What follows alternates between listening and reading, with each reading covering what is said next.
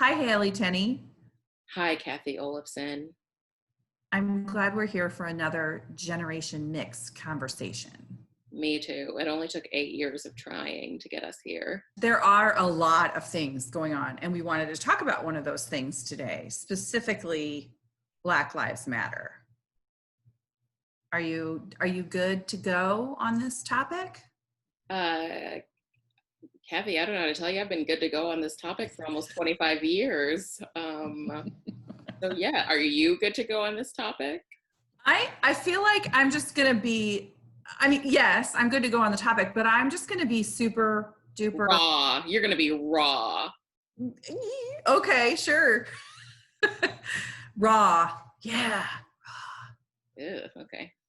So it's the middle of June when we're recording this, and there's been several weeks now of, Injustice and unrest.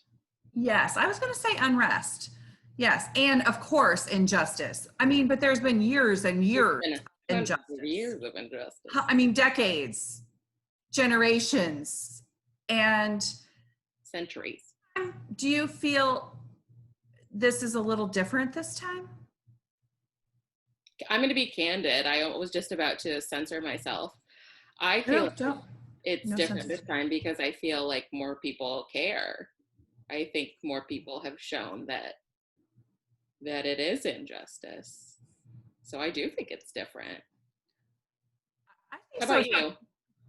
I I feel like that people, because we've been in this time of the coronavirus pandemic, and I've heard people call it the great pause, that people are paying more attention because we've been in this time. I didn't even think about that, but that's a good. And I think that maybe that's the way that it was supposed to be. I mean, I don't know. I hate to use that trite saying, but I kind of believe this, that stuff happens for a reason. Everything happens for a reason. And the great pause, this coronavirus pandemic, it really has forced us all to pay attention to things that have been happening forever, but we have more attention and voices on this topic now than I think ever before. Do you feel that way? Yeah, I mean, I think we both have very different perspectives of this. I think that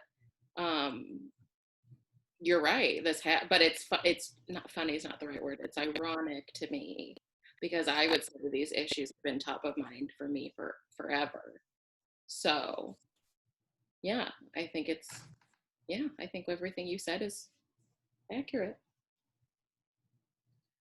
Yeah, I feel overwhelmed a little bit. And I can't obviously say that I've been aware of these things for my whole life, which you'll remind our listeners is twice yours. Because I grew up in a very different time and a very different environment. But I have been having these conversations or been aware for a good portion now of my life, but I feel like I'm still overwhelmed. Like I'm still relearning. I'm still unlearning. One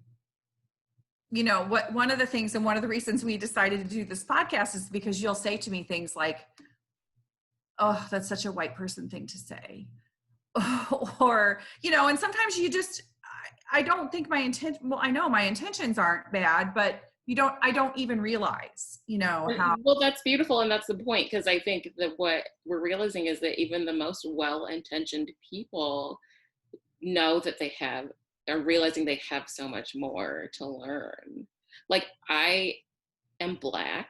I mean, I'm biracial, but I'm Black, and I had never heard the term anti-racist before. Yeah. So I think that's interesting because I would say that I am a person who isn't racist, who's trying to become anti-racist. And some of the issues are so systemic and so big. That's why it's overwhelming. And it's been hard for me to think about how I can make a difference or what I can do. And so you and I have just been having really real conversations. And I feel like I've been having conversations with my friends, white and black, about this that I wasn't having a month ago or 2 months ago. And I think we have to just really be intentional and be willing to have those kinds of conversations. Is that fair? That is fair, but just once again, it's just so it's just so funny how our existence is so different. I would say we're both very privileged people. But I'm aware that there are privileges that you have that I don't have. And one of those privileges, I think, is that you didn't have to have these conversations, because, like, once again, I have literally been having these conversations forever. So I think that that's true. And I think that that's something that, well, I know that that's true, but I think that that's something that as a white person, one concept that I find difficult for some people, you know, in my peer group to understand is the concept of white privilege. And it is very, very real. And it doesn't mean that I haven't had hard times in my life or experienced difficult moments or loss or death or sadness or had a hard time. All of that's true. And that's true for everybody. I mean, everybody has their own journey. But what is different for me is that I haven't had to worry about things in my life because of the color of my skin. And that's where the white privilege, I think, you know, really hits home. And people, I think, need to realize that. And I think people are realizing and awakening to that concept more now. yeah.